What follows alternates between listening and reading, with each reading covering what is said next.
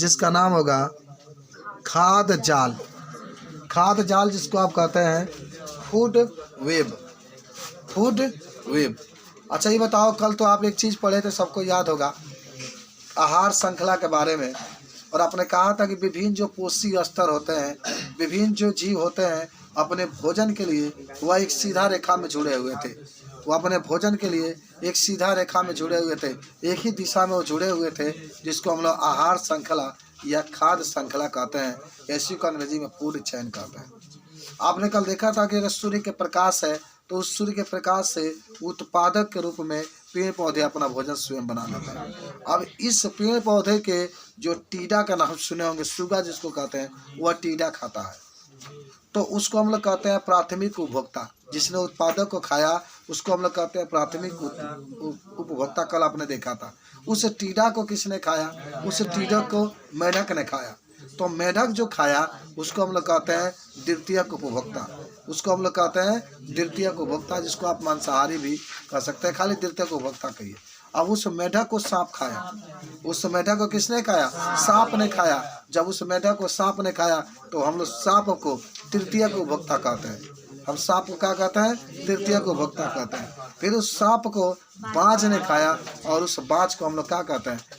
सर्वहारी। सर्वहारी उसको कहा जाता है। तो कल आपने आहार श्रृंखला के बारे में इसके जिक्र किया था कि आहार श्रृंखला सीधा श्रृंखला होता है और इसमें जो जीव होता है वह एक दिशीय होता है, एक ही दिशा में रहता है। और हालांकि कल मैंने आपको लिंडमान का नियम भी पढ़ाया था कि कोई भी उत्पादक अगर है उसके पास 1000 एनर्जी है तो उस उत्पादक से जो टीडा भोजन प्राप्त करेगा उसका केवल 10% ही उसके पास जाएगा, 90% इसके पास रहेगा। ठीक है, माने उसके पास अब 100 की मात्रा जाएगी, 100। उसके बाद से टीडा को जब मेढक खाएगा, टीडा को जब मेढक खाएगा तो उसका 10% हिस्सा ही उसके पास जाएगा। तो जो 100 है वह 10 हो जाता था। उसके बाद से टीडा को कौन खा रहा था? मान लो टीडा के बाद सांप के बाद आपके वो आ रहा था, टीडा खाया, टीडा को मेढक खाया, मेढक को सांप खाएगा तो सांप के पास जो एनर्जी जाएगा वह 0.1% जाएगा। उसके बाद से जब बाज खाएगा तो बाज के पास जो एनर्जी जाएगा 0.001% आपका जाएगा। माने 10% आप निकाल करके देखते चलिए, जितना आएगा वो उसके पास एनर्जी उतना जाएगा। तो ये कल अपने आहार श्रृंखला का, ए बाबू फिर सिर ऊपर करके हमारा तरफ देखो ना यार, तभी तो याद होगा। तो ये कल आहार श्रृंखला के बारे में आपने पढ़ा था, कल इसके उदाहरण भी पढ़े थे। वही आहार श्रृंखला।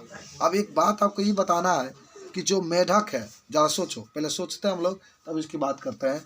क्या जो मान लो जो पेड़ पौधे हैं, जो उत्पादक जिसको कहते हैं, केवल पेड़ पौधों को टीडा ही खाएगा का? ना, पेड़ पौधों को टीडा भी खा सकता है। पेड़ पौधों को चिड़िया भी, जो उसके अंदर जो दाना होता है, चिड़िया भी उसको खा सकती है। बात समझ रहे? अब जो मेढक है, जो आपके पास मेढक है, क्या उस मेढक को केवल सांप ही खाएगा? या जो टीडा है, क्या उस टीडा को केवल मेढक ही खाएगा? पक्षियाँ भी उसको खा सकती है। अब यह एक जटिल संरचना बन जाता। कल आप तो देखे थे एकदम सीधा श्रृंखला में जा रहा था, एक एक आपके जीव इसमें उपस्थित थे।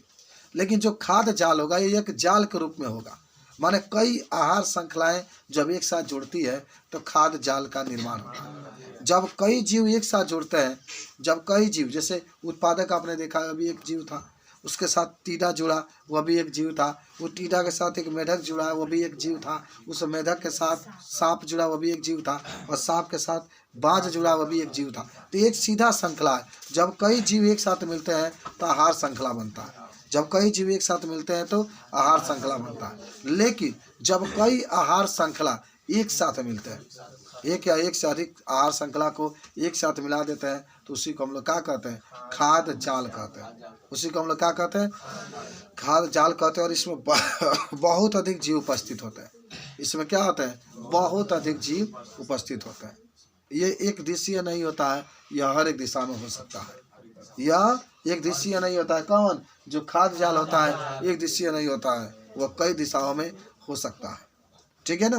तो आइए तनि इसका हम लोग चित्र से समझने का प्रयास करते हैं कि खाद्य जाल को आप कैसे समझ सकते हैं।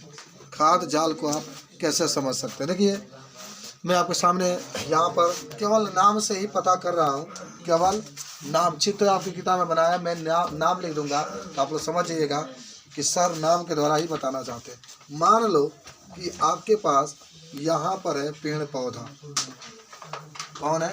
पेड़ पौधा है। मान लो यहाँ पर पेड़ पौधा है, ठीक है, ये पेड़ पौधा है। अब इस पेड़ पौधा को कौन खा सकता है? अच्छा, कोई जरूर नहीं पेड़ पौधा ही हो, कई तरीके हो सकते हैं। मान लो इसी में कोई बड़ा पौधा है, इसी में कोई बड़ा पौधा है, इसी में कोई छोटा पौधा है, ये सब पौधा उपस्थित है। इसी में कोई भाई क्या कर रहे हो भाई? हेलो, तर हमेशा तक ये बताई ना आप लोगों को, बताओ तू कब बता ना बना, खाली ये बोल दे, बात खत्म। जितना मेहनत लगता है पढ़ाने में, आपका कीमत देते हैं, कुछ नहीं देते हैं, ध्यान रखना। समझ रहे बात को? बहुत ताकत लगता है पढ़ाने में, और आपकी पढ़ाई तो कुछ नहीं है, जानते होंगे। जरा सोचिए कि क्या हमसे आप बेहतर बन सकते हैं आने वाला टाइम में। शायद सोच के देखिएगा, बेहतर बन सकते हैं? नहीं बन सकते हैं। इस कहिए कि इस समय आपकी कोचिंग चल रही है तो आप सुबह जाग करके पढ़ ले रहे हैं। कोचिंग नहीं चलता तो ये भी नहीं जागते, ना कभी किताब भी टच करते, कभी किताब भी आप टच नहीं करते। जिस एरिया में हम लोग हैं, इतने बैकवर्ड एरिया में हैं कि पढ़ाई के यहाँ पर 0% इच्छा है। जानिए, इतना आपको कभी भी पढ़ने का मन नहीं करता है, दिन भर में कभी भी नहीं करता है। ध्यान रखना। बस कभी मौका मिला, कभी किसी का याद आया, कभी आपके माता पिता बोल दिए कि कभी याद है कि सर हमारे होमवर्क दिए हैं, उतना पढ़ लिए बहुत हो गए, उतना पढ़ लिए बहुत हो गया। जान इतना बैकवर्ड एरिया में, बस समझ रहे हैं। ये आने वाला टाइम में देखना, पढ़ाई का नामो निशान मिट जाएगा, कुछ रह नहीं जाएगा पढ़ाई में।